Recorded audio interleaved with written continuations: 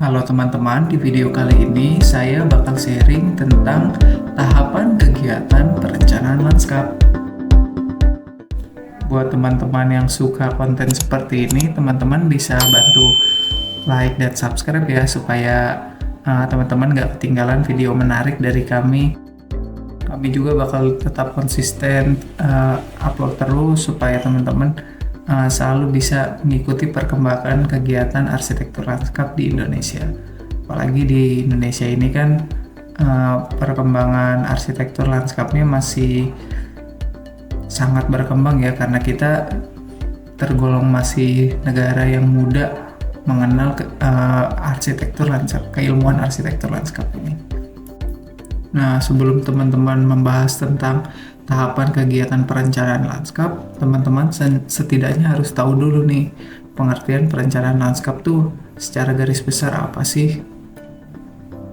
Nah, pengertian dari perencanaan lanskap itu sendiri yaitu tahapan sistematik di mana seorang arsitektur lanskap nih seperti kita bisa menyesuaikan dengan keinginan-keinginan atau kebutuhan tapak yang akan kita rencanakan. Nah, kita harus bisa tuh mengkreasikannya dengan lingkungan sekitar, baik itu manusia maupun hewan, tumbuhan, dengan lingkungan sekitarnya. Sehingga lingkungan yang lebih baik ini akan menciptakan kehidupan yang lebih baik juga untuk makhluk hidup di dalam tapak tersebut.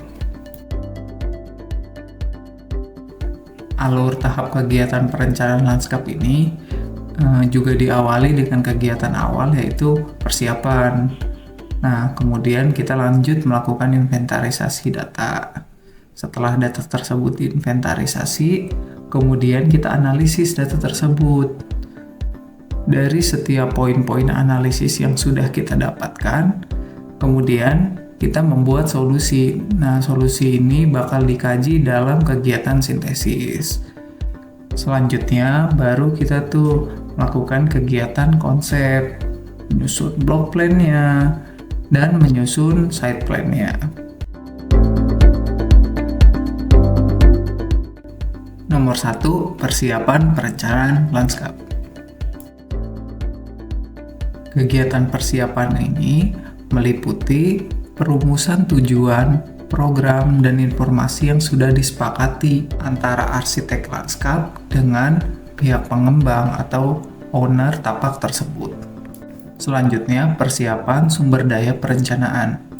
Sumber daya ini meliputi alat dan bahan pada saat teman-teman sekalian melakukan survei atau pengambilan data, maupun teman-teman sekalian akan melakukan kegiatan perencanaannya atau pengolahan datanya.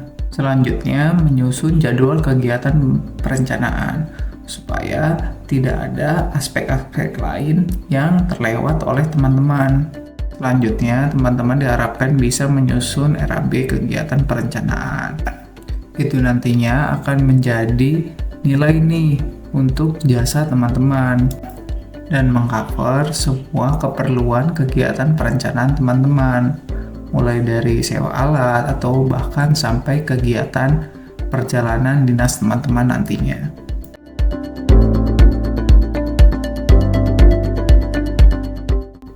Tujuan kegiatan persiapan ini untuk memastikan kegiatan perencanaan yang teman-teman lakukan ini berjalan secara efektif dan efisien.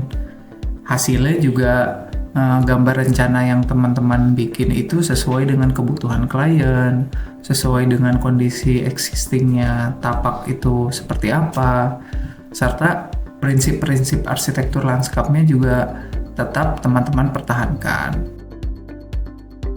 Output kegiatan persiapan ini, teman-teman itu nantinya memiliki metode perencanaan yang jelas dengan landasan dan pendekatan yang teman-teman sudah tentukan secara spesifik. Selanjutnya, alat dan bahan pengumpulan datanya nih teman-teman juga udah siap kalau udah dilakukan persiapan ini.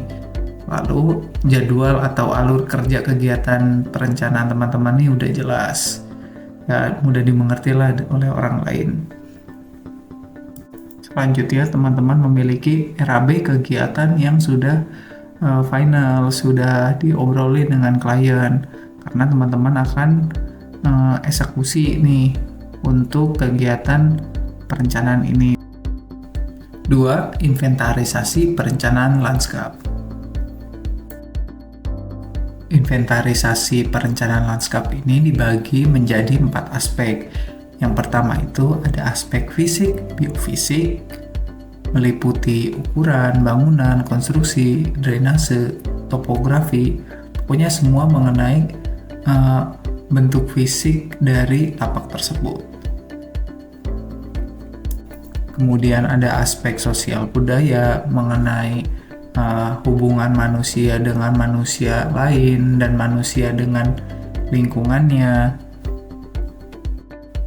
hingga faktor ketuhanan di daerah tersebut juga teman-teman bisa ikut analisis nih, karena berpengaruh juga dengan kebiasaan masyarakat sekitar nantinya. Kemudian ada aspek ekonomi, meliputi faktor pendanaan atau pembiayaan kegiatan teman-teman nanti apa, atau realisasi kegiatan perencanaan teman-teman nih nanti apa. Dan faktor ekonomi ini juga menjadikan tapak teman-teman ini berkelanjutan, karena nantinya teman-teman bisa menentukan kalau perencanaan ini akan sampai sejauh apa. Teman-teman juga bisa nyisipin tuh rekomendasi pemeliharaan secara garis besar di kegiatan perencanaan ini, jika itu diperlukan. Selanjutnya ada aspek teknik, meliputi peraturan dan undang-undang.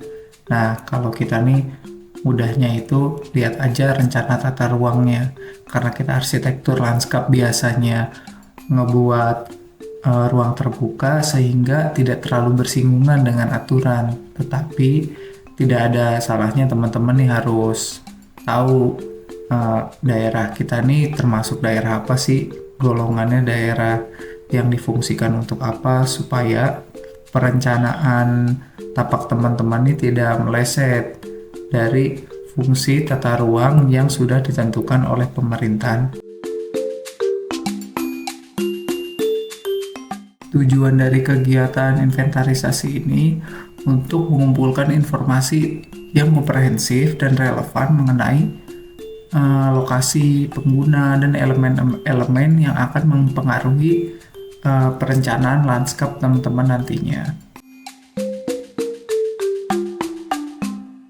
Output kegiatan inventarisasi ini diantaranya itu ada peta dan gambar teknisnya, terus ada dokumen kondisi lokasi, kemudian data sosial dan kebutuhan penggunanya juga diperoleh.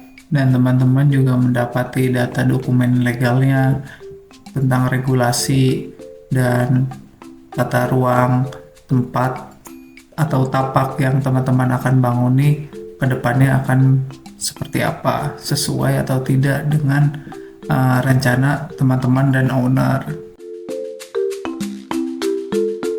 3. Analisis perencanaan lanskap. Analisis perencanaan lanskap ini dibagi menjadi 2, yaitu analisis data kualitatif dan analisis data kuantitatif. Analisis data kualitatif ini meliputi potensi, kendala, amenitas itu yang diinginkan oleh si owner itu seperti apa, tanda bahaya, serta upaya apa sih yang udah dilakuin sebelumnya pada tapak ini dalam meningkatkan potensi dan meminimalisir kendala dan bahaya pada tapak.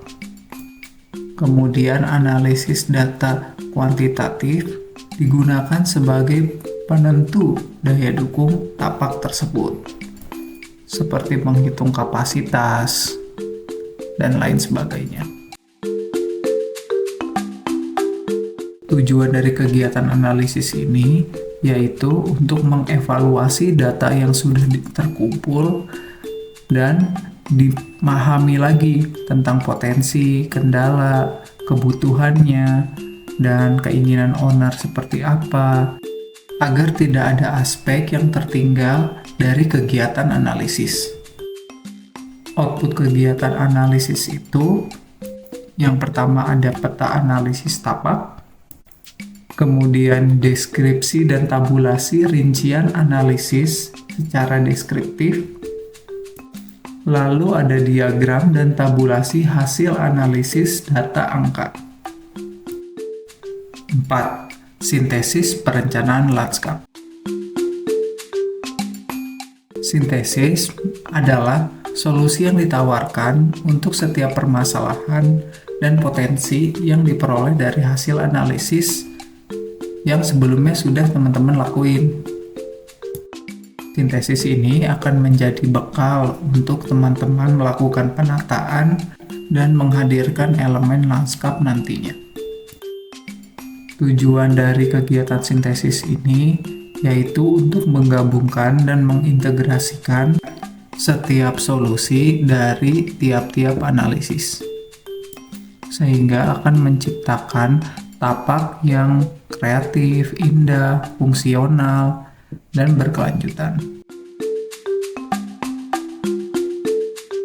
Output kegiatan sintesis ini diantaranya itu ada peta sintesis tapak, terus ada tabel yang mendeskripsikan rincian sintesis per analisis, terus ada juga tabel yang merincikan sintesis hasil analisis data angka, juga disajikan dalam bentuk diagram, diolahnya pakai metode apa. Dan dari sini kita juga sudah bisa merekomendasikan konsep dan elemen lanskap seperti apa yang akan kita hadirkan. 5. Konsep perencanaan lanskap. Konsep perencanaan lanskap dibagi menjadi 4. Yang pertama, konsep tata hijau. Menggambarkan secara spesifik fungsi dan jenis vegetasi yang akan teman-teman hadirkan. Kemudian konsep sirkulasi. Menggambarkan alur gerak pengguna, baik pengguna yang pejalan kaki, pengguna kendaraan, ataupun orang penyandang disabilitas. Itu juga dijelaskan secara rinci pada konsep sirkulasi. Kemudian konsep tata ruang. Menggambarkan zonasi ruang berdasarkan fungsi atau sifat tertentu yang sudah teman-teman tentukan. Kemudian ada konsep tata fasilitas. Menggambarkan secara rinci tatanan fasilitas pendukung yang akan teman-teman hadirkan pada setiap ruang yang sudah teman-teman tentukan. Seluruh konsep ini tentunya jangan loncat dari general konsep yang sudah teman-teman bentuk bersama dengan pemilik atau klien teman-teman lah. Tujuan konsep ini dibentuk yaitu sebagai acuan berpikir teman-teman dalam melakukan desain lanskap nantinya.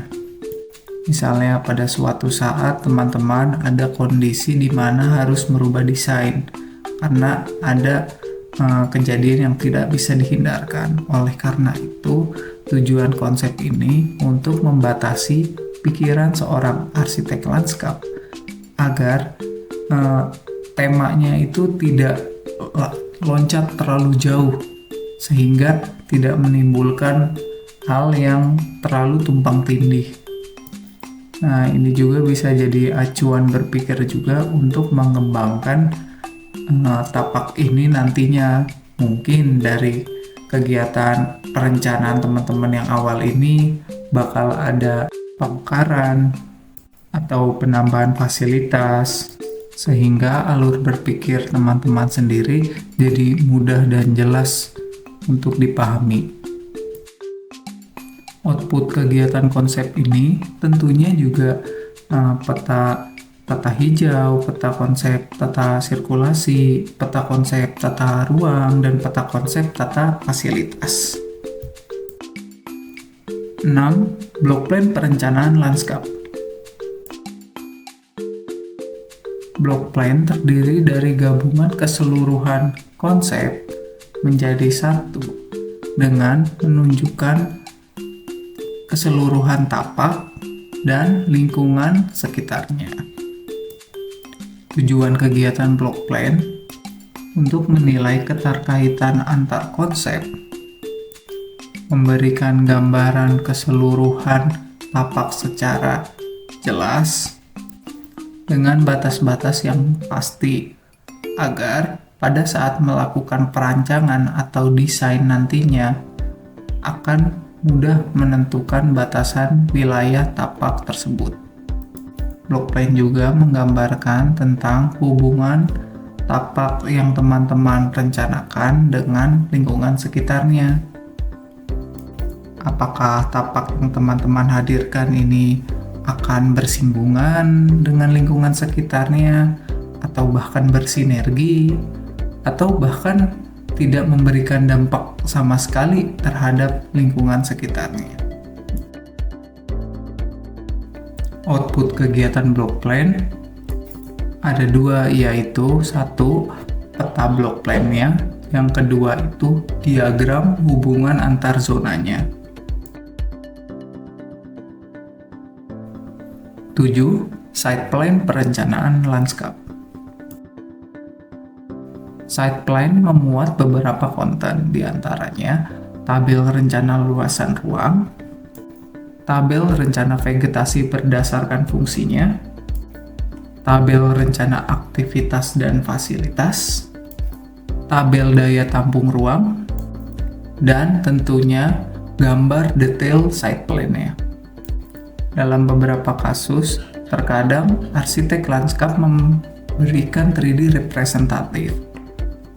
Ini nggak wajib ya, ini cuma opsional, tapi itu bisa meningkatkan value atau nilai teman-teman sekalian di mata klien teman-teman, karena 3D representatif itu memudahkan para klien untuk membayangkan hasil desain teman-teman nantinya akan seperti apa. Soalnya terkadang ada beberapa orang yang tidak bisa membayangkan hanya dengan gambaran denah atau gambaran site plan 2 dimensi, itu nggak bisa. Entah mungkin karena dia emang terbiasa melihat gambar secara langsung, jadi oleh karena itu kita sebagai arsitek lanskap, kita yang harus bisa menyesuaikan. Tujuan dari kegiatan site plan memberikan panduan teknis dan visual tentang tata letak akhir, jadi finalnya nih dari kegiatan perencanaan teman-teman. Nah, site plan itu bukan hanya peta doang, tapi dia merupakan dokumen, jadi suatu kesatuan dari penjelasan tabel-tabel yang tadi sudah disebutkan. Nah, itu menjelaskan tentang komponen-komponen bahan untuk melakukan kegiatan desain lanskap nantinya atau perencanaan lanskap nantinya.